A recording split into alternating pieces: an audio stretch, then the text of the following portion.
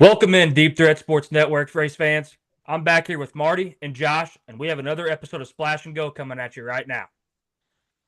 On this episode, we're going to break down the Bristol race and how Larson absolutely dominated from start to finish. We're going to preview the break and give you a breakdown of the first race in the round of 12 with the Hollywood Casino 400 presented by ESPN Bet at Kansas Speedway.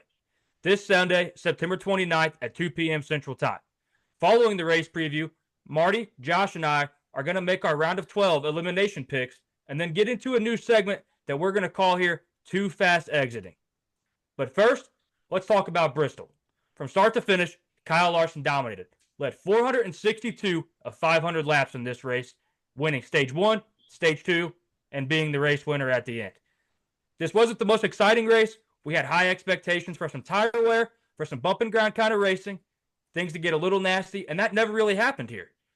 We had 5 total cautions in this race. So Josh, Marty, why don't you guys kind of break this down for us and tell us what you saw from your guys' couch? Well, Colin, starting out, I got to go back to last week when I said it was going to be a meat grinder because it was not a meat grinder. It actually turned out to be kind of a boring race. A lot of people are going to say that the tire wear wasn't good, this, that, and the other. There wasn't a lot of cautions. But those are kind of some things Marty and I talked about last week where we don't want to see these late stage cautions. That's not what we want. Now, a little more tire wear probably would have made the race a whole hell of a lot more interesting. We would have had some pits in the third stage and we would have been able to see a little more strategies play out. But after apparently they laid down PJ1 fluid on the bottom 2 feet of the track in the corners, and you could see it on TV. And apparently, what that does is it gives you more traction, gives you more grip. It's been used in the drag racing NHRA on the quarter mile, 1,000 footers for years and years and years. It used to be called a different compound, but what they did is they put that on the bottom because they wanted to increase that bottom line traction. And they also scrubbed the top line of rubber prior to the cup race this weekend. Well, apparently the scrubbing of the rubber didn't make a difference because I watched Kyle Larson go top, bottom all day long. I watched all the Fords do it. I watched all the Toyotas do it, and all the good cars were moving up and down that track. I kind of read online, a lot of people were saying, oh, it was impossible to pass. It was impossible to pass. I really don't buy into that because I watched Kyle Larson lap 2/3 of the field throughout the race. And you could say it wasn't a good race, but the real person that was supposed to win this race won this race. He got out front and he did what he had to do and he won the race. Yeah, I agree. Kyle Larson went out there and just dominated. I think he lapped all the way up to 11th place. So the dominant car won. So I'm very happy about that. I didn't get that stupid late race re-rack that ruined everything that I really complained about last podcast that we had.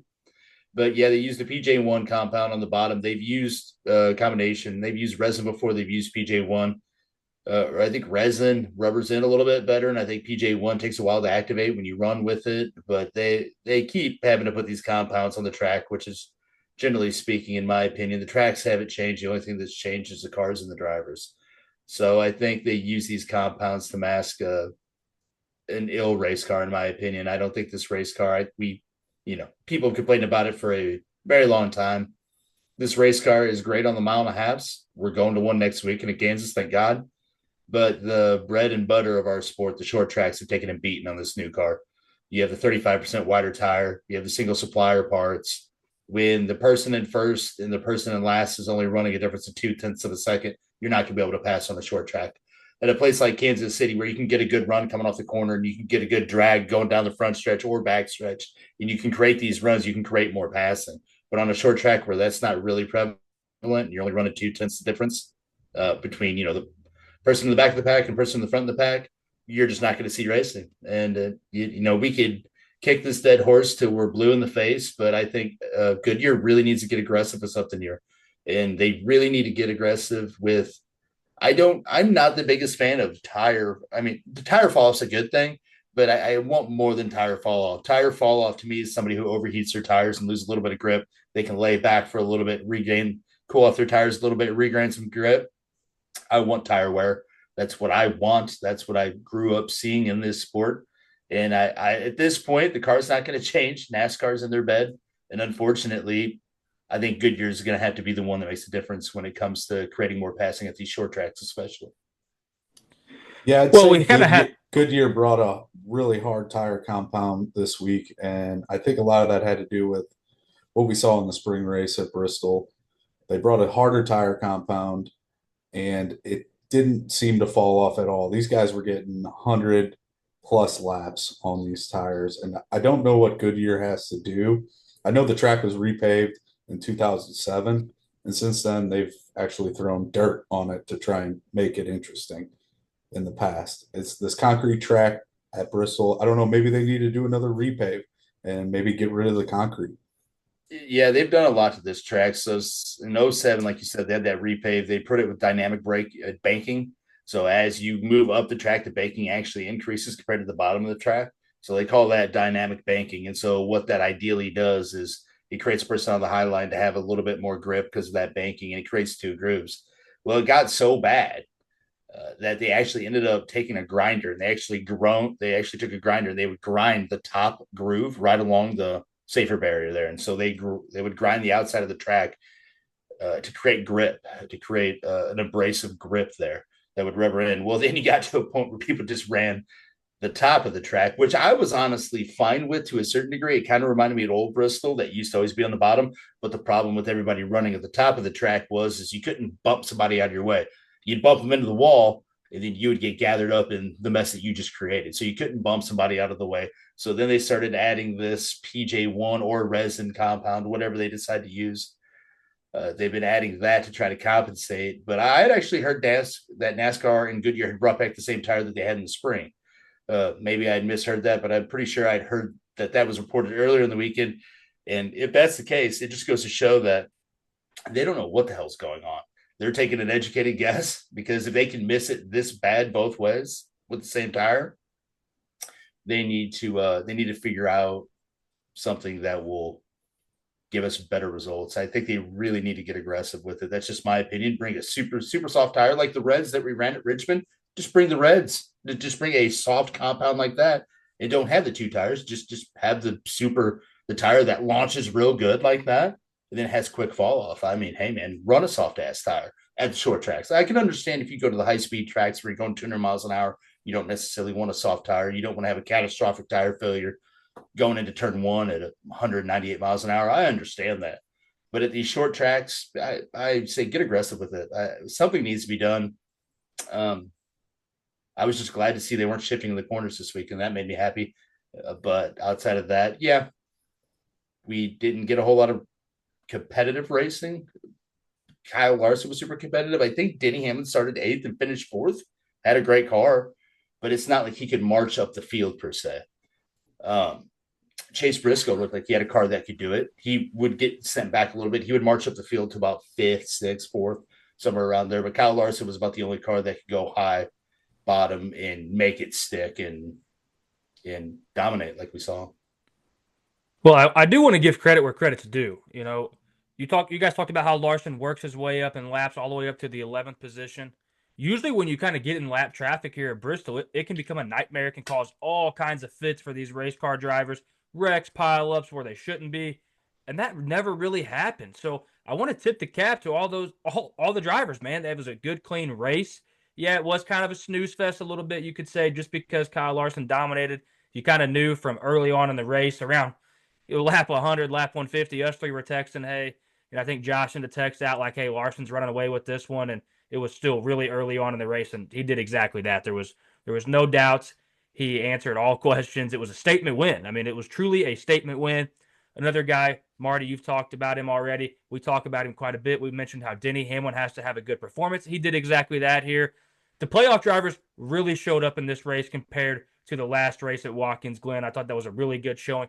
I thought it made it fun. You had all these playoff drivers kind of around each other. We saw Truex, Suarez, Ty Gibbs, Cindric, all those guys. Briscoe, I think, was even in the mix for a while. Hell, at one point they were running 3 wide, going through the turns of Bristol, trying to get these stage points. So I thought it made it very entertaining at moments, and I just kept thinking at any moment these cars are going to pile up, and it never happened. So I really enjoyed the race. Controversy to what a lot of people are saying. I thought it was fun, man. Josh, you said it. The right car won this race. There's absolutely no doubt in my mind here. Marty, You talked about re-racking at the end. We didn't have that. So I felt like we had a lot of things that we were kind of looking for here, fellas. And I enjoyed it. I mean, I don't know if you guys kind of want to play devil's advocate or disagree here, but I did enjoy it. I thought it was awesome.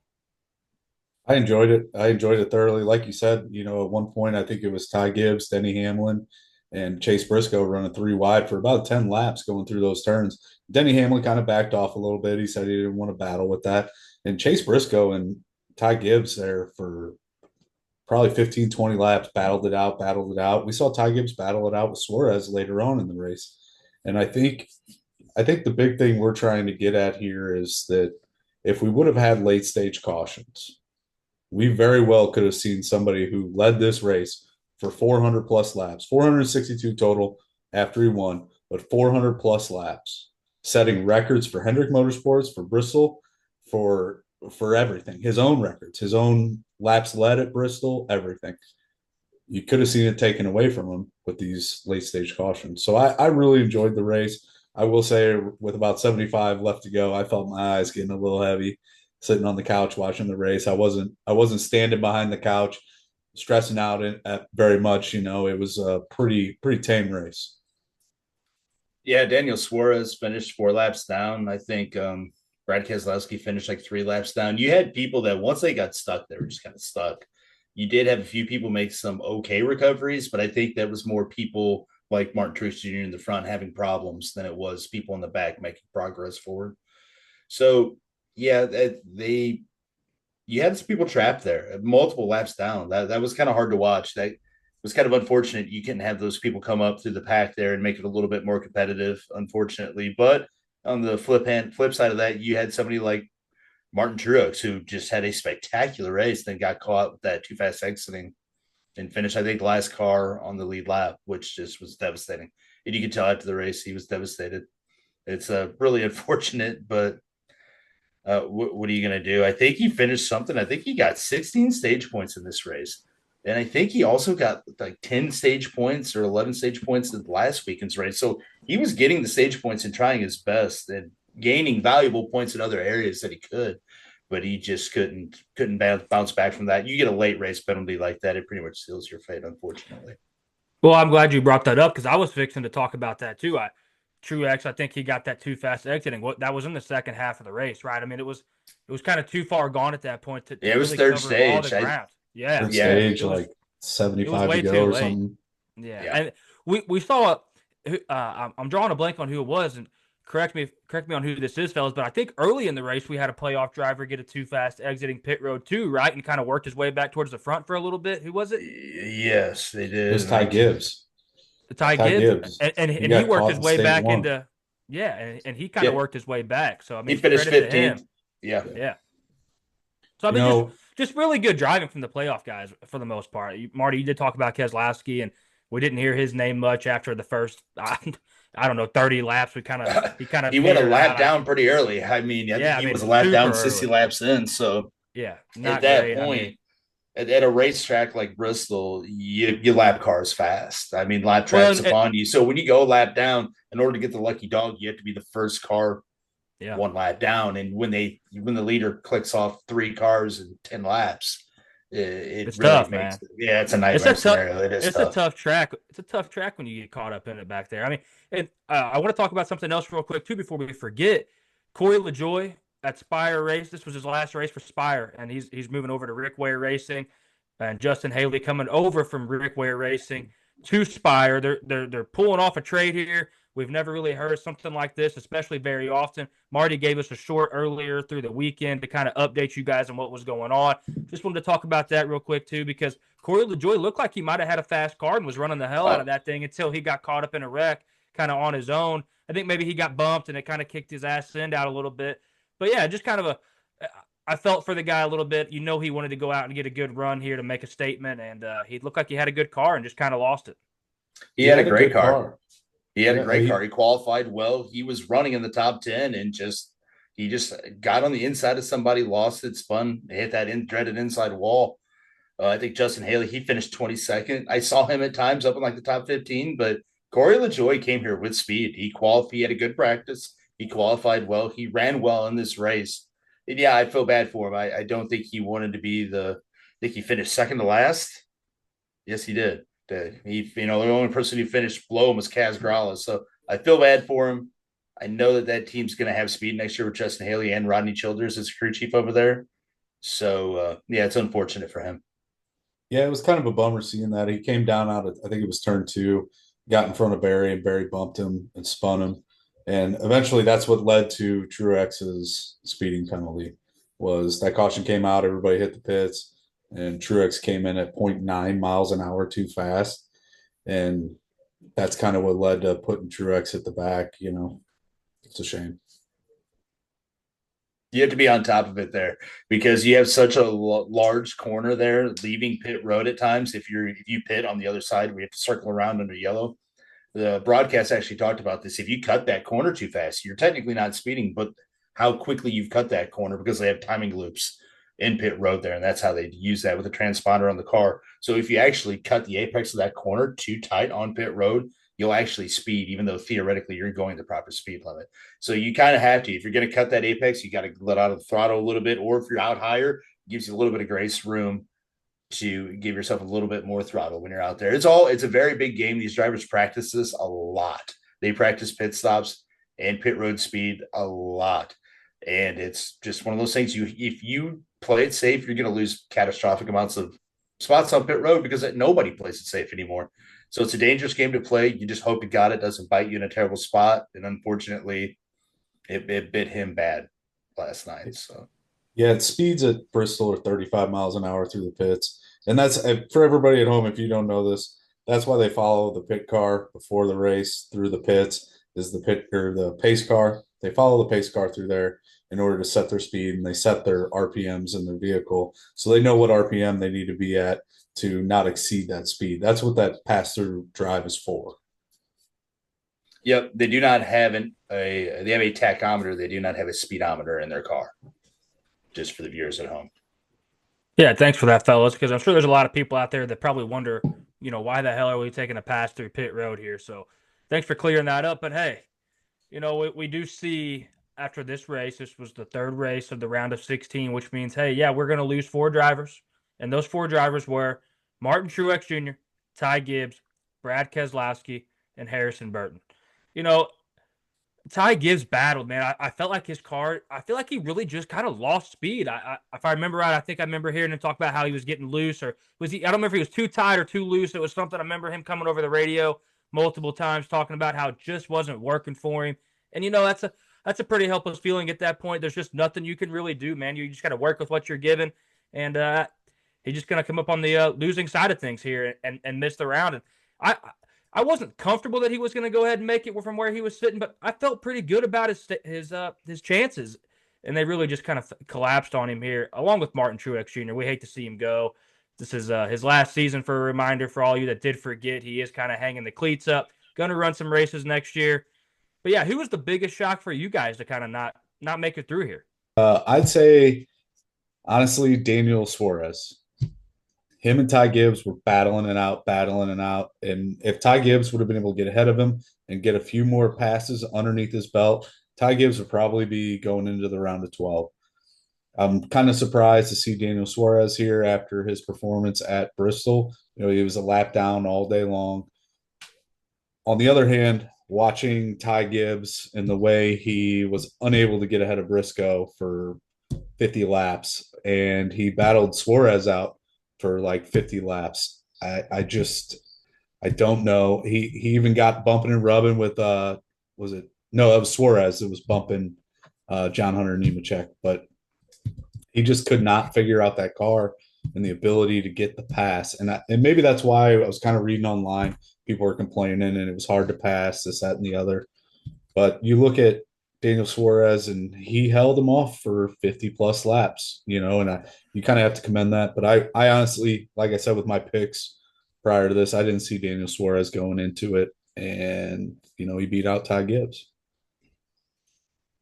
Yeah, I agree with the Suarez because the problem with having these long green flag runs and not a whole lot of cautions, if you showed up with a pile of junk, you didn't have a whole lot of time to work in your car. So you were stuck with what you were stuck with. And we saw that with Suarez and with Keselowski. And really, RFK showed up with 0 speed this weekend, which really caught me off guard.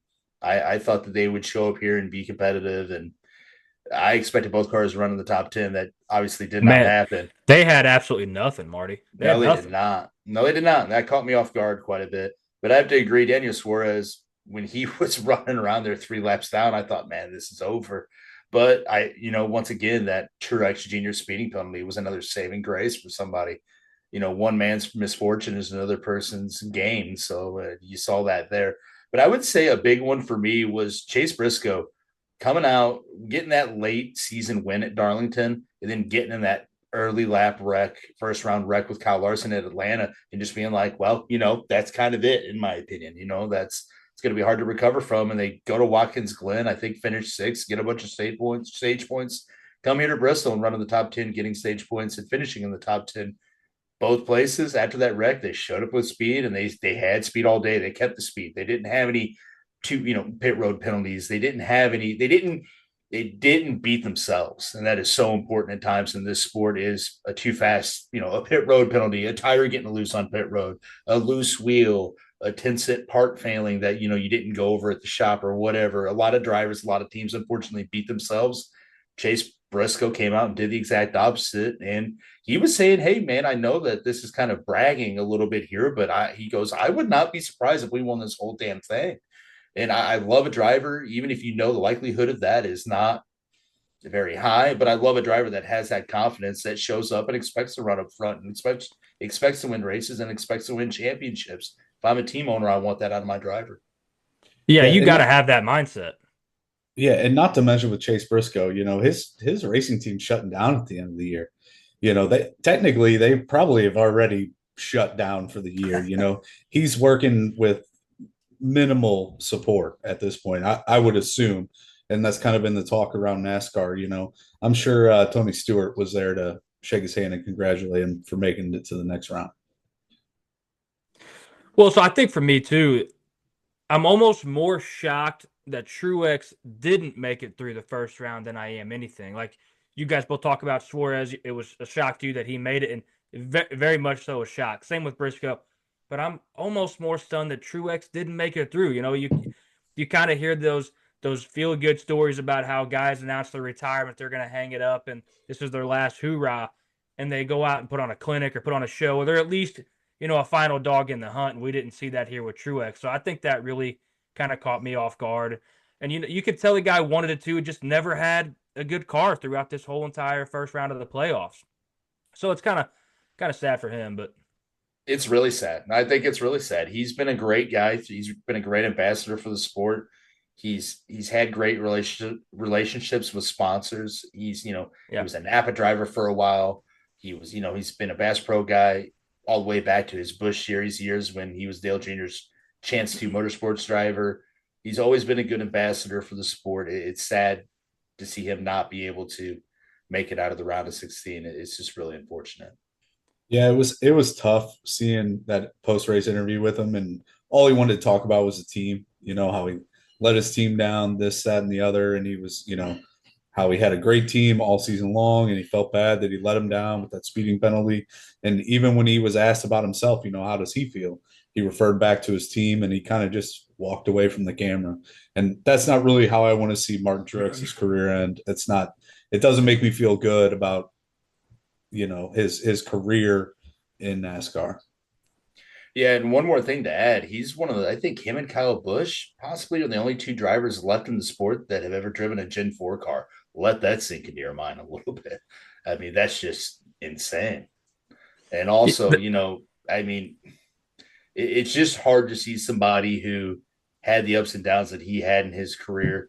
And another funny thing, it's funny how sports work out this way. Chase Briscoe, who's going to be replacing him in that ride next year, Yeah. comes out and just has a great playoff. And, Yeah. is trying to prove to people over there, like, I know you guys are down in the dumps right now, but I'm coming and we're going to have a great year next year. So I think it's just funny how sports works out that way sometimes. I like Chase Briscoe too, man. I hope the absolute best for him taking over that car. I feel like it's a good guy to kind of replace Martin Truex, and you guys can correct me if I'm wrong. I feel like Briscoe does the best too to stay out of the headlines and just kind of does his job, takes care of business. He's just a NASCAR driver, man, and that's all Truex was. Like you said, great ambassador, did things the right way, it's going to be sad not seeing him race, for more here the rest of the way. But kind of while we're on that topic, I guess let's transition over to the next race. We're beginning the round of 12. We're going to have 3 races in the round of 12, and then we're going to cut down 4 more drivers. And this first round of 12 race is going to be the Hollywood Casino 400, presented by ESPN Bet at Kansas Speedway, Sunday, September 29th at 2 p.m. Central Time. So why don't you kind of break down this playoff structure for the next round? Give us the tracks these races are at, and then, hey, Marty, why don't you transition after that into kind of who's a threat at these next 3 tracks? Who's going to be the big dog that kind of makes a big jump in the playoff standings here in this round? So, like you said, we've got Kansas Dega and the Charlotte Roval coming up. Kansas is fast. It's fast, fast, fast. Dega's fast, fast, fast. So we haven't done the Charlotte Roval this season. So that's our second road course of the playoffs. It's probably going to be spicy, especially being the last race of this round. I'm not going to call it a meat grinder, because when I call it a meat grinder, none of the meat's getting ground. But before Marty takes off with who he thinks kind of a threat, I want to talk about Kansas just a little bit. We saw this guy at Bristol running 3rd place, back to 5th, all race. Nobody in the booth was giving him any credit. It's Bubba Wallace. And you know who runs really well at Kansas? Bubba Wallace.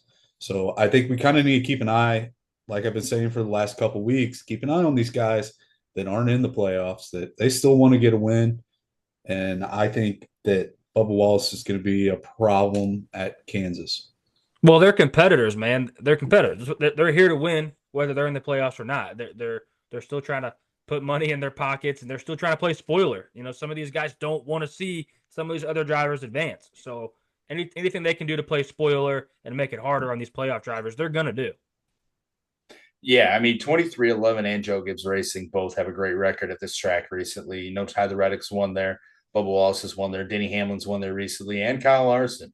So, I mean, all the people that you would think that are good at running the boards, running right up against the wall, they're going to have success here, because that's where this line has really moved to as this track has aged, is they run right up against the wall where there's the last inch of grip that they can find, and they run right along the boards here. And I love this race. This has turned into, in my opinion, possibly the best car that this next gen car goes to. It just really puts on a show every time we come here. I remember Kurt Busch and Kyle Larson putting on a show here back on the first year that we had the next gen. And, Kyle Larson's completely sideways spinning it out and saving it. And Kurt Busch is, on his left rear quarter panel. They're just wearing each other out. And I do love this track. But if you struggled in this round of 16, I worry about you this one, because we have a drafting track and we have a road course, just like we did at the round of 1. Round of 1, we had a drafting track at Atlanta, and we had a road course. You had Bristol there, which we thought was going to be a meat grinder, but ended up being the tamest track that we went to in these playoffs. That's shocking.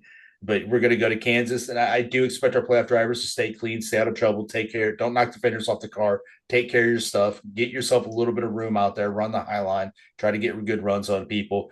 And then all hell breaks loose at Talladega, which I think the Penske cars are super strong at. You can never count them out at these drafting tracks. Drivers like Ryan Blaney, Joey Logano, and Austin Cindric, you're going to have to watch them. You're going to have to watch the Hendrick drivers, of course, and you're going to have to watch Denny Hamlin at that track, of course. And then the Charlotte Roval, man, that's just a tough track. I'll be honest. Who runs here good a lot, in my opinion? Alex Bowman. I see him running up front at this track a lot. So once again, a guy who gets slept on, I wouldn't count him out at all at this track or in this round of 12, because he really performed in the round of 16. And with these tracks being similar in the round of 12, I expect him to succeed some more. I really do. So let's focus on the race at hand, the Kansas Speedway, this coming Sunday. Why don't you guys break that down for those at home that don't know exactly what this track, how to run this track? You talked about drafting tracks. Is this a drafting track? Is it known for wrecks? What is the biggest threat here? Can someone get out in front and run this whole entire race like Kyle Larson just did at Bristol? Kind of what do we have on deck? What should we expect this Sunday? You're going to have to wear your ass on the wall is what you're going to have to do. Your right rear is going to have to be, if you are, let's say you are a 7th place driver and you want to get up to 4th place, you're going to do that by getting better runs, exiting the corner and in the center of the corner to the exit of the corner. And you're going to have to do that by being willing to go up maybe an inch higher than the driver in front of you to get just a little bit more grip. And also, your car, you create a pocket of air that you can use a little bit on the wall. Not on this car as much as you can the previous car. The previous car had a much bigger right rear quarter panel, and you could really hang that thing on the outside of the wall there and create a pocket of air. But you can still do it at those speeds. You can do it in any car. You're going to get a little bit of cushion from the pocket of air up against the wall in your right rear spoiler. So you're going to want to run the boards here, try to get good runs, and then as you get a good run coming down like the front stretch, you're going to get a big run. If you get a good run on the exit of the corner, you got to dive bomb and you're going to have to slide job people. We saw Kyle Larson and Bubba get into it a few years back. Kyle Larson threw a slide job, didn't complete it, ran Bubba up into the wall. Then Bubba, was all pissed off afterwards and wrecked Kyle Larson, and he actually got suspended for a race. So you're going to get people that are, as the race goes on, people are going to be less willing to allow you to do that. That's a move that early on people are just like, hey, you didn't quite have that clear, but I'm going to cut you some slack because I don't want to wad us all up on lap 10 here. But when there's 10 laps to go or 50 laps to go and we're coming down to crunch time, people are not going to be lifting, and you're going to have some hurt feelings here. Especially when playoff standings are on the line this go around. Absolutely. Absolutely. All right, fellas. So now that we've kind of broken down the track a little bit and what to expect race-wise, have either one of you guys been to Kansas Speedway? Do you guys kind of know the environment? Is it a good place to watch a race, kind of drag the family out to a good race like this? Or what kind of environment do we have here? I've been to the Great Wolf Lodge across the street with my family, so I've never actually seen a race there, but I mean, you could throw a rock from the Great Wolf Lodge and hit this racetrack. So if you do have kids, bring the family out. You can stay at Great Wolf Lodge, have a great time with your kids, and walk to the race for this weekend. So I think it's a great area because it's kind of off the beaten path a little bit. It's right there. It's a nice area, and you have a Great Wolf Lodge right next to it. So I would definitely bring the family out for this one. Well, if you're going to stay that close, to the track, you're going to hear it the whole time. You may as well take your ass to the race so you can at least enjoy it and instead of not being able to hear yourself think while you lay in bed at night.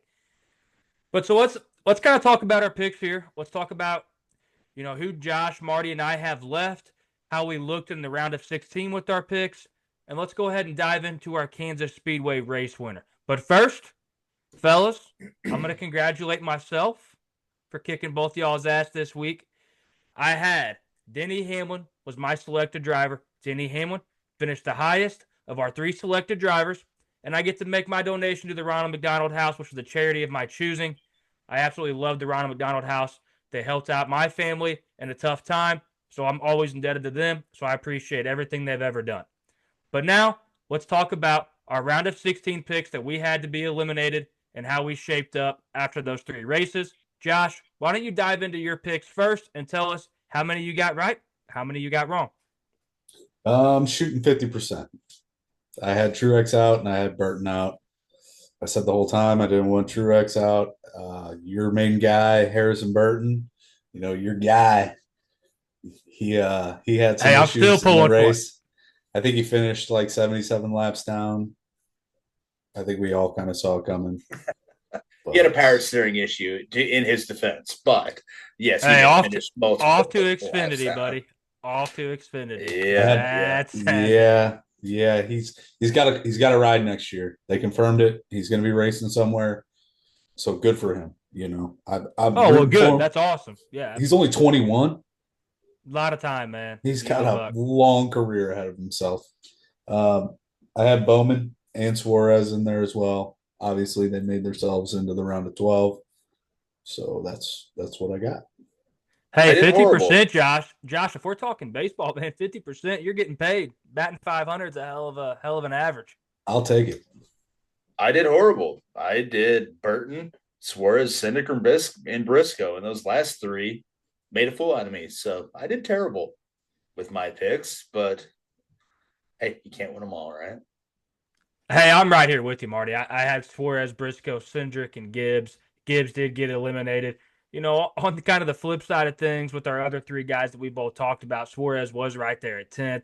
Briscoe is walking on thin ice right there at the cut line, and Cindric, kind of slid all the way back to 9th, kind of came crashing back down to reality a little bit. So, yeah, I mean, I'm going to kind of roll right into my round of 12 predictions, and you guys could probably guess it. I'm going to ride with 3 of those 4 again. I'm going to go ahead and have Suarez, Briscoe, Cindric not make it in my next pick as well. I'm going to take Alex Bowman. I know all 4 of these guys are in the bottom of the standings, and I'm pretty chalky on that. And both of you fellas know that I'm a hot take. I'm the furthest from chalky as it gets, but I'm going to ride with these 4 pretty comfortably here. Marty, what do you got? You kind of do the same strategy? It pains me a little bit because I am a fan of a lot of these drivers, especially Austin Cindric. But I am going to have Austin Cindric out of the next round. I'm going to have Daniel Suarez out of the next round. I'm also going to have Chase Briscoe out of the round of 12. In my kind of shocker pick, because I think Alex Bowman will make it, but who I'm going to pick is I'm going to pick Joey Logano. I did not think he had a terrible race weekend at Bristol. I almost picked Joey finished Logano. Multiple laps down. And I'm just telling you, he did okay at Watkins Glen. Joey Logano can pull a rabbit out of the hat at any moment. I'm telling you, this guy could go and run a stock car in a toilet bowl and find a way to win. He's just incredible at finding ways to get wins at opportune times.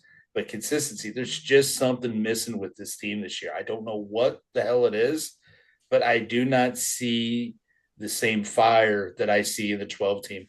The 12 team shows up with incredible speed. I think the biggest difference is the 22 team has always been a team that has very good short run speed and kind of tails off a little bit. It seems like this season, for whatever reason, their long-term speed has been way slower than it has in the past. And it seems like that 12 car Blaney, if he has some short run speed, his long run speed doesn't get as hampered as much. And the 22 car is they just don't do it for me this year. Real quick, Josh, before you give us the devil's advocate pick here, because we know you're riding with Joey most likely, I'm just going to say I do want to agree with Marty on a lot of that real quick. Marty, I almost took Joey Logano here. I was actually between Joey Logano, Alex Bowman, and Ryan Blaney, all 3 of these guys, because of what you just talked about. The inconsistency of Joey Logano has really kind of probably confused me just as much as it's confused him. But also, I went ahead and picked Bowman because I had more confidence in Joey Logano to secure a win, because exactly like you talked about, may run like shit 2 out of these 3 races, back against the wall, go in and win that 3rd race. It's just a Joey Logano thing to do. So I did give him the benefit of the doubt here on advancing to the round of 8. But hey, Josh, go ahead and give us the Joey Logano fanboy love here and talk about why Joey Logano is going to go ahead and make it to the round of 8 for you. So it's not that I'm a Logano fanboy by any means. By any means, I think at Talladega he's going to prove you wrong, Marty. That's just my opinion. I think he's going to show up. He's going to do what Penske and Ford do really well at Talladega, and he's going to put on a show. But I digress. I will say this: picking out of these 12 drivers I had to sit down for probably about an hour and a half today and really think about who I wanted out. And it's not who I want out, who I think is going to be out. This isn't like I'm not looking at baseball stats going into playoffs. I'm not looking at football stats going into playoffs. You're not looking at those things because anything can happen out there on that racetrack. And I think people need to understand that. And that's kind of what I'm getting at here is these weren't easy to pick for me, especially 2 of these drivers. One of them I've had out since the last round, Alex Bowman. I don't think he's got what it takes to carry on. Another one, I really don't want. This is a guy I don't want out, but I think he's not going to make it. Is Chase Briscoe. I think this Stewart House stuff, it's kind of been all luck so far, and I just don't really see him going past this round. I also have Suarez. It's kind of the writings on the wall after his Bristol performance. I think he kind of lucked his way in so far, especially with his win in Atlanta early in the season, closest win in NASCAR history. I think it finally runs out, too. I'm with you on that. It finally comes to fruition here, I think. And I don't want to say that because I like to see the guy carry on. All these drivers I do like for, except for maybe the 11 car. That's my personal opinion. Next guy I have on the list is Chase Elliott. He's going to go out. Yeah, what hot takes? Elaborate. Well, yeah, elaborate on why you feel that way. Yeah. I don't see him getting a win at any of these 3 tracks. I know he's gotten wins in the past at 2 of these tracks. I just don't see it happening, coming to fruition. I hate to have 200 cars on my out. I looked at everybody who's in that's outside of the bubble right now, or outside the bubble, however you want to put it. And I had to go with Chase Elliott. And that's a lot of this is based off of who I have picked for my final four because I'm still trying to stick to that. Sure. Yeah, absolutely. That's So fair. I You're I doing it the right can't way. I can't count out Joey Logano because I had him as my Yeah. wild card. Yeah. And if anybody's going to prove me wrong, I feel like it's going to be Chase Elliott in my four. Yeah. Yeah. No, I mean, kind of like Joey Logano. I mean, Chase Elliott can go win anywhere. I mean, it's a total Chase Elliott thing to do. Back against the wall, you pull one out of the hat. It's kind of the same deal there. But real quick, while we're kind of talking about this, Chase Elliott sitting at what's it, seventh right now, so he's kind of sneaking in a little bit as we sit. But for all the people at home that don't understand quite how the playoff standings points work, Marty or Josh, whichever one of you want to tackle this, can you break it down real quick before we carry on any further so people at home, if they're kind of pulling up the standings as we talk about this, can understand what to expect? I mean, a win saves you. We keep talking about wins for Joey Logano, Chase Elliott here. That saves you to advance to the next round. So why don't one of you guys break that down real quick just to shed some light on it? Sure. So we just had our round of 16 elimination where we eliminate 4 drivers after 3 races. Now we're on to the round of 12 where we're essentially going to do the same thing. We're going to run 3 races, and whoever is the 4 lowest drivers in those standings will get eliminated. And then we'll move on to the round of 8. So we'll race at Kansas, Talladega, and the Charlotte Roval. And whoever is the 4 lowest drivers gets eliminated. Also, if you win, you are automatically into the next round. So let's say you should have finished 12th, in the points, but you got to win at Talladega. You're fine. You're in. That's going to bump somebody else out on points. That'll bump somebody else who is in out on points. So that's how we're going to do this the same way that we did the round of 16. And also, there's just one little thing that I also want to do just to play devil's advocate a little bit here. Alex Bowman had 41 stage points in these last 3 races. The second closest was Martin Truex Jr. at 26. So the 48 car has showed up these weekends with speed. They've practiced. They've had speed in practice. They've qualified well, and they've ran well throughout the entire race to rack up a bunch of stage points. And kind of to Josh's credit here, Chase Elliott only has 15, and the only driver with 0 is Brad Keselowski. So, well, I've got 2 things on that real quick. One, you talk about Bowman and Truex hitting the most stage points. That's super shocking to me too because Bowman slid way down the playoff standings as it looks right now, and Truex didn't make it to the next round. So it's pretty wild that they accumulate all these stage points, and one gets eliminated and the other one's not at the top looking secure. Yeah, it's how they re-rack them at the end of each stage. I don't know their exact formula, but it doesn't just continue with points that you've had throughout the 3 previous races. So yeah, okay. Alex Bowman, I think, was like 4 to 30 points in the round of 16, but now that they've re-racked them, you go off like stage wins and race wins. You kind of your seeding kind of comes back a little bit. Well, and that's what I wanted you to break down here. Formula, but yes, they do. That's what I was wanting you to break down a little bit here. Do the points kind of roll over from round to round? Do they re-rack? How does that setup work? Stage for the wins people at home that don't know. So stage wins, if you win a stage win, you get an extra playoff point. If you get a race win, you get an extra 5 playoff points. So basically, stage wins and race wins are still king here. But, you're trying to get in on points, obviously. But if you win, you're going to add more to your seeding going into the other elimination rounds when you re-rack these and kick off those elimination rounds. So I will say this, since we're playing devil's advocate right now, Alex Bowman has 0 stage wins. 0. And he only has 54 laps led, just ahead of Chase Briscoe with 43, and neither one of them have stage wins. So that's kind of where I'm pulling this data from, to get those extra points. To be fair, though, he is tied with Chase Briscoe, and he's only 2 points behind, or 1 point behind Daniel Suarez, and 3 points behind Austin Cindric right now, where they lie.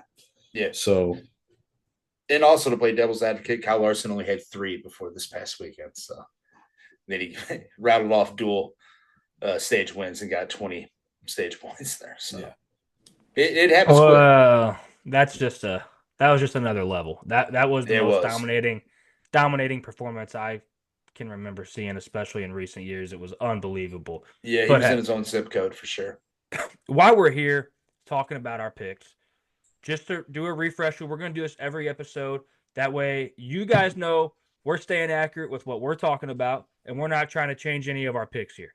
So, Josh, tell us who your final four were again, and tell us how they're sitting. So my final four. I'm sorry here, fellas. Let me get back to this page. All right. So my final four is Larson, Logano, who's my wild card. Everybody's upset about it, but I think he's going to do it. Tyler Reddick, who we really haven't talked about at all through these last four podcasts. We have not really mentioned his name.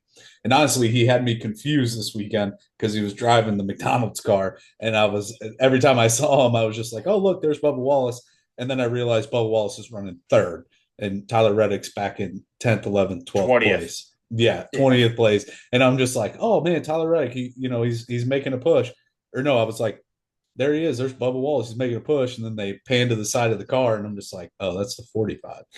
Those two sharing the same sponsors confuses me sometimes, both of them being Toyotas. So aside from Tyler Reddick, I have Christopher Bell, and I have Christopher Bell winning it all. And Marty has been saying the last couple of weeks since we picked the same winner, he had a backup. My backup's Logano. How about them apples? Hey, I love that. Real quick. That 45 McDonald's card gets confusing too, especially when we're talking about a night race, because we know we might have been doing a little drinking throughout the day, so it gets a little tougher to identify the drivers as the race goes on. Man, that red McDonald's sign on the hood, every time I was just like, oh, there's Bubba Wallace making a pass. And I'm like, oh, Bubba Wallace isn't passing because he's sitting in third place. And, it just, as soon as they pan to the side of the car, I was confused a little bit. Yeah, Reddick had a shockingly quiet round of 16, and I thought he had just tons of momentum going into these playoffs. And let's not forget, he was the regular season champ, and the regular season champ came up to the round of 16 and was extremely mediocre.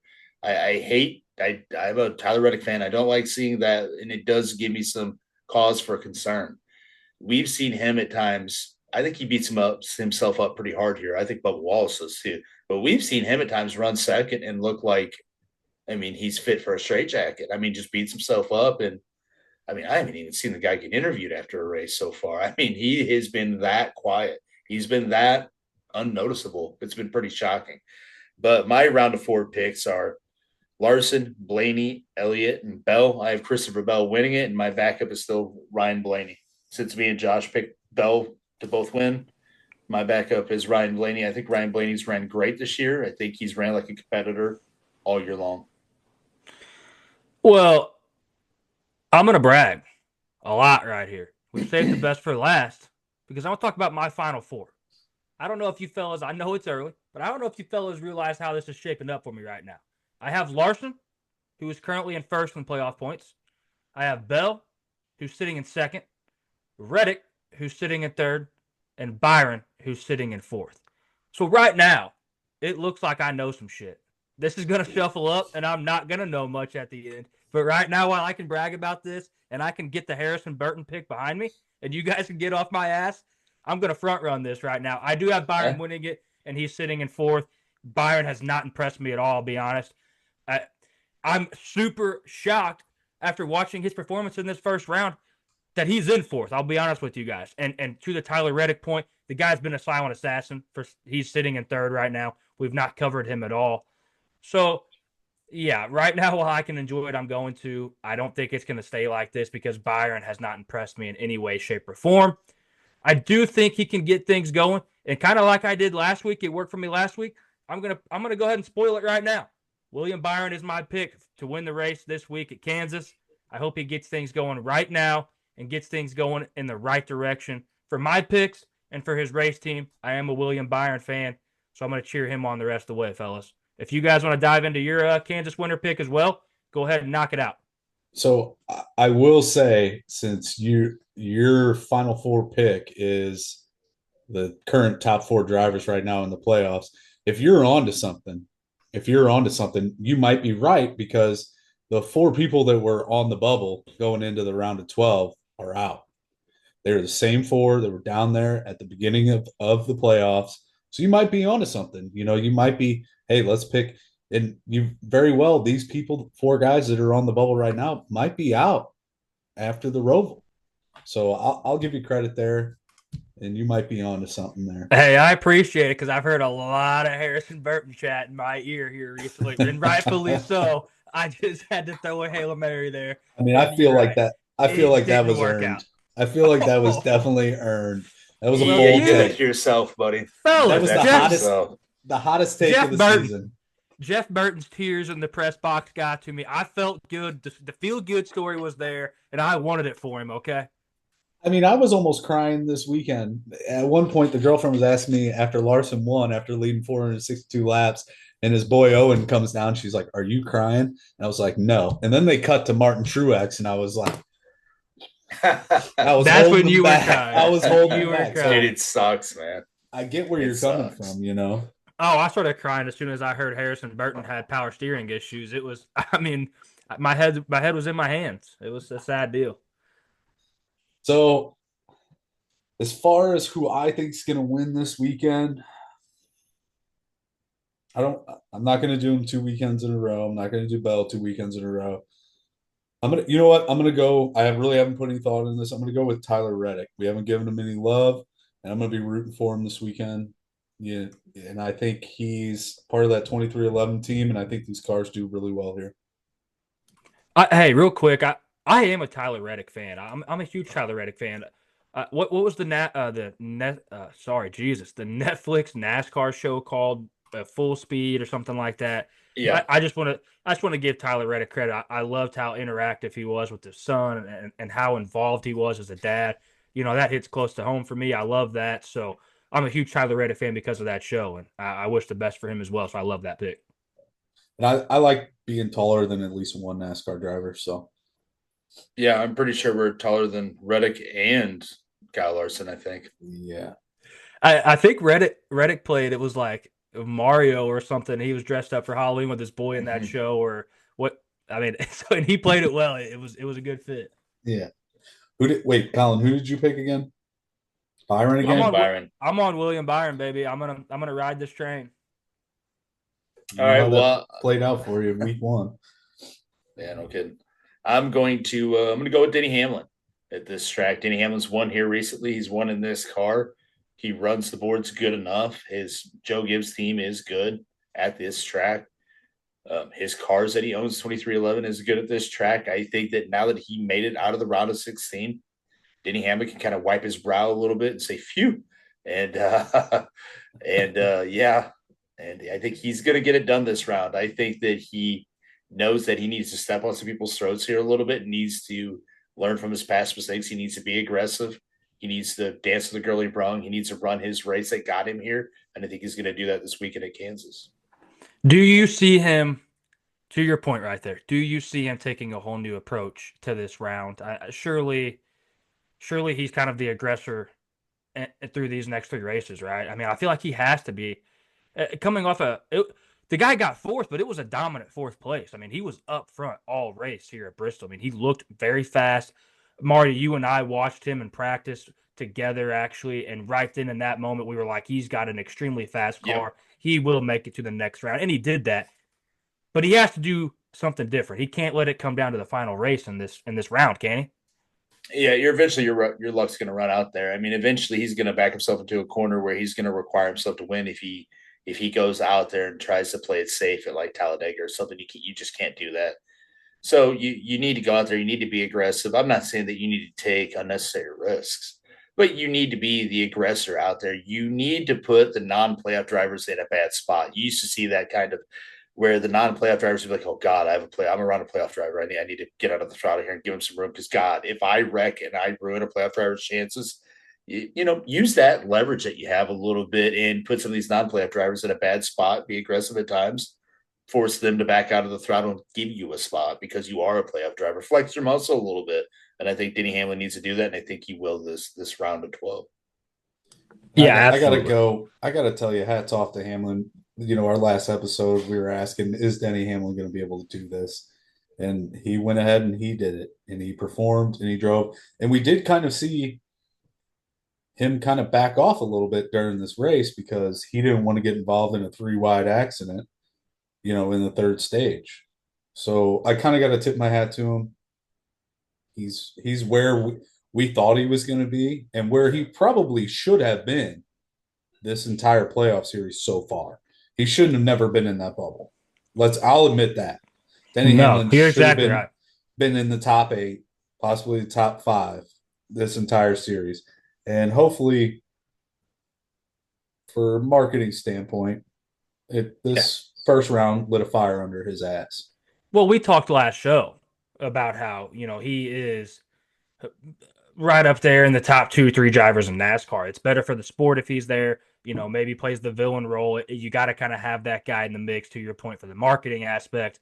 But yeah, we should have known better. We should have known there was no doubts he was going to secure it into the next round, which is, hey, part of the reason I picked him. I just knew that he was too good to let that happen. It was one of them hunch feelings you have where you just know this is not going to happen. But hey, while we're on the topic of the playoffs still in this new round, I don't want to dive too much into these next 3 races. The next 2 races after the upcoming one at Kansas. But which one are you guys kind of looking forward to the most real quick here? I know for me personally, I'm looking forward to Talladega a lot. I've been to Talladega Super Speedway, absolute grand time. So I really enjoy that race. I feel like it kind of comes down to be the most fun at the end because you kind of do have that big one and you got to hope your guys make it through. So Marty, Josh, which track are you looking the most forward to here? I'm not picking Talladega because last time I went to Talladega, I got peed on. So that's another story for another day. I have bad hangover memories from that place. That's I'm going a Kansas. postseason story.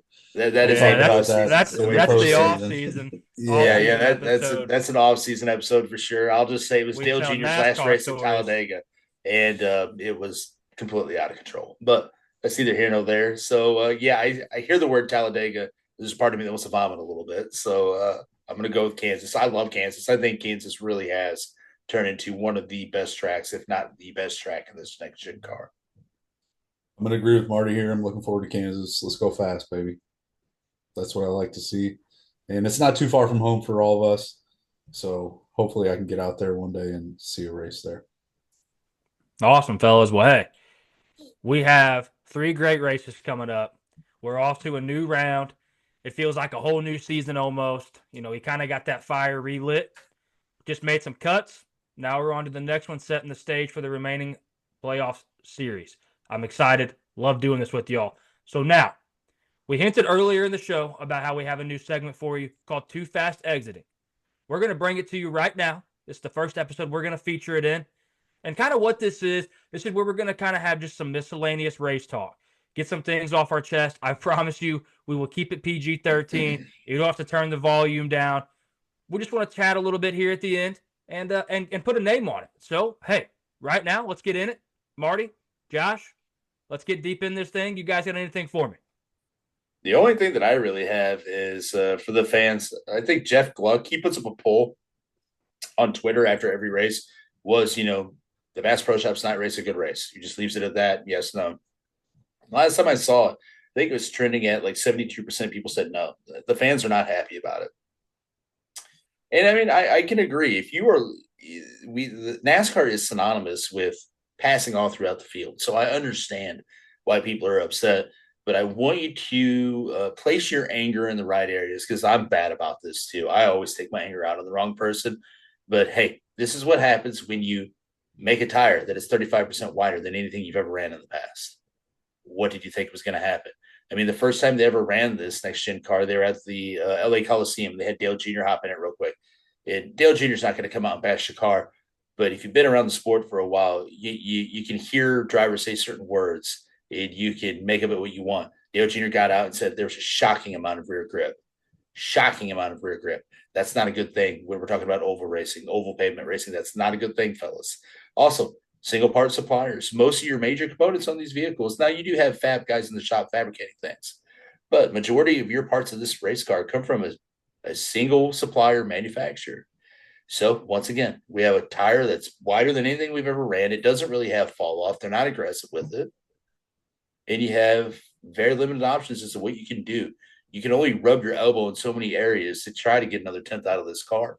When everybody's running such close lap times, I'm sorry, man. It is what we have. Get mad at NASCAR. Get mad at Goodyear. This is not a racetrack problem. This is not a PJ. Quit putting the shit on the track, man. Quit putting the shit on the track. This is not a track problem. All you're trying to do is you're trying to mask your bad race car.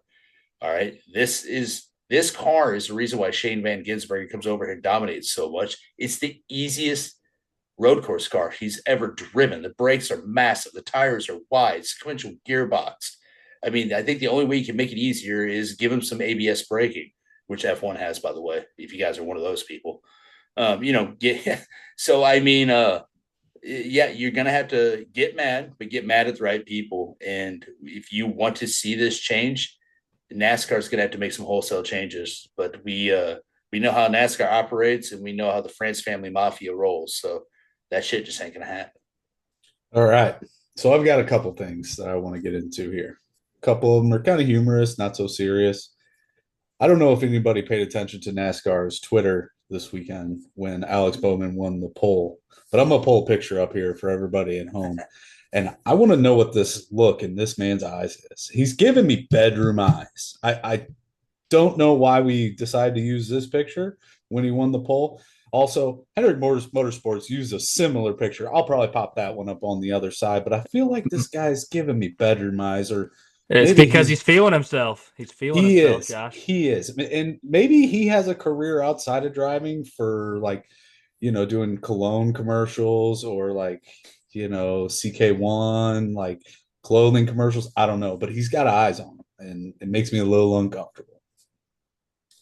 Another thing, I'm going to kind of get into this. I want you guys to comment on our videos. We've kind of changed things up on how we're doing our editing. We're trying to get videos up and pictures up, and Marty and Collin have been doing shorts on YouTube, and we're trying to get different content up for you guys. We need you guys to comment. We need you to like it. We need you to subscribe. I mean, if you're still here, if you're watching this video right now and you've been here for the last 45 minutes, hour, you have time to scroll up and hit that thumbs up. It means a lot to us. We know you guys are watching at home. A lot of you guys are our friends right now. It's not too hard to make a YouTube account and subscribe to us. You probably already have a Gmail account. They're kind of linked together. So we're kind of asking for your guys' support. Subscribe, like, comment, talk some smack. Tell me how Joey Logano's not going to make it. I'd love to hear it. Tell us how Harrison Burton should have made it. God. Collin, if you want somebody to never comment on our videos, say some shit like that. Yeah. You're just going to be replying to yourself. I talk about Harrison Burton. It's going to get true NASCAR fans to comment and say how big of a dipshit I am. And that's what we're after here, to Josh's point. Hey, man, we're out here grinding. We're working hard. We are trying to put together the best content we absolutely can. And hey, I'm sure all of you have noticed we're improving episode by episode, edit by edit. We've came a long way. We enjoy the hell out of this. We got 3 great guys here doing this together, and we make this the most fun that we can. Tell us how we can improve. Tell us what you like, don't like, what you want us to talk about. You leave us a question, we will get to it. I mean, I promise you, we will answer every single question that we get. We will address it, good, bad, or otherwise. Like Josh said, a like, a subscribe, hell, even your view does go a long way. Just keep pounding pavement with us. We will get there, and we will get you everything that you guys need, especially down the road, covering all these sports that we are. We're working really hard here at Deep Thread Sports Network. So just keep supporting us along the way. Put it in HD. Put it in HD. There's a little gear at the bottom of your YouTube video. Put it in HD. Watch it in HD. I understand when you're streaming us at 360p, it's not going to be the best looking video and stuff like that. There's ways around that. Yeah, the reason why I did this in the first place is I want a community. I want a community to talk to because I'm passionate about this stuff. And no offense to the fellows at work, there's only so many of them. It's not a big enough community to scratch my itch, per se. So yeah, absolutely. Share these videos, comment on them. I want that banner back and forth with whomever. I'm not going to – you can have a disagreeing opinion with me all you want. I'm not going to just flame you. Well, that's the best part about sports, man. I'm not going to rip you to shards. But, I'll sit there and I'll banter back and forth with you in the comments plenty. I enjoy that type of stuff. I really do. Because let's be honest, man, NASCAR fans are rabid. And I remember reading a sponsorship poll that NASCAR fans are the most loyal to brand sponsorship of any fan base of any professional sport. So I'll be real honest. When Dale Jr. got an AMP sponsorship, I didn't even drink energy drinks. I went up to the store and I went to Shell gas station and bought my first AMP. And I was like, good enough for me, baby. I'm slamming AMP now. That's just how it is. I'm hooked. And I'm hooked. And that's how NASCAR fans are, baby. So spread that how you are. Spread your wings a little bit in the comment section, and we'll get some banter going here. Well, to your point, Marty, that's the best part about sports, man. Is there's teams, drivers, there's all different walks of life for somebody to be a fan of, and everybody's going to have different reasons why they're a fan of that driver, that team, whoever, and everybody's going to think their opinion's right. That's why this is fun. We want those comments. We want that banter. Us three have talked. All my other sports shows have talked. We want to trend the direction of going live. We want to do this live for you guys. That way, you guys can get in the comments and rip us as we go, and we can respond to you right away as we're going through it. So we're not going to really trend the live direction until you guys keep showing that continual support. That way, we know when we are going live, we do have that constant conversation. But hey, not trying to harp and gripe on anybody out there. We appreciate the support that we've gotten so far. Just keep it up. Keep spreading the good word, and we'll keep coming to you guys as much as we can. Yeah, I couldn't agree more. Also, college football, if you like it, Deep Threat Sports Network. NFL, right here. We got some baseball coming your way as soon as the playoff starts. We got it all coming. NHL, season's getting ready to start. We got something cooking for that. So college basketball. One-stop shop. College basketball. We're gonna have it all. One-stop shop. So outdoors, everything we can. Outdoors, baby. I'm gonna start strapping a GoPro when I go bass fishing. I'm a huge bass fisherman. We're gonna start doing stuff like that as well. We all know tons of people that are just avid whitetail hunters and turkey hunters and stuff like that. We're gonna go down on quite a few avenues on this network, and I'm really excited for what the future holds. Well, and if anybody out there is kind of like me, I don't always want to always tune into the ESPNs of the world. I think ESPN's horrible. I don't like their opinions. I think they're wrong. Man. I think they're wrong about 99% of the things that they cover. And so I like a normal human being, an average Joe, an average dad, whatever you want to call it, just average guys talking these sports from just the average lens. We're watching this on our couch as well, just like you guys are. We're coming to you with the exact same things that you guys are seeing. And I would like tuning into normal people more than I would, the celebrities or the famous people out there that kind of have different lenses on things compared to what most of us have back here at home. So just keep pounding pavement with us. They have people printing stat sheets up for them and scripted and stuff like that. We're doing this all ourselves, man. We're doing the homework. Yeah. We are out here grinding on our own in our free time, after we lay kids down, after we get off our jobs, in between going to dinners with our spouses and all that. I mean, we are just like you guys that are listening to us. We're just putting in that time and effort to give you guys exactly what you need. And like we say all the time, we're diving deep in it, so you guys don't have to. Just turn us on, give us 45 minutes to an hour of your time, and you will know more about the sport that we are covering for you by the time you're done listening to us. That is a promise. Hell yeah, absolutely.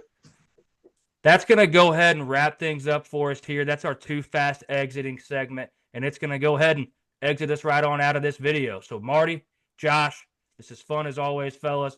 Hey, 56 subscribers or 560,000 subscribers. We're going to keep pounding pavement and giving you guys exactly what you're looking for. Hey, Deep Threat Sports Network, Splash and Go podcast here. We appreciate all the continued support. Until next time, fellas, peace. See you, fellas.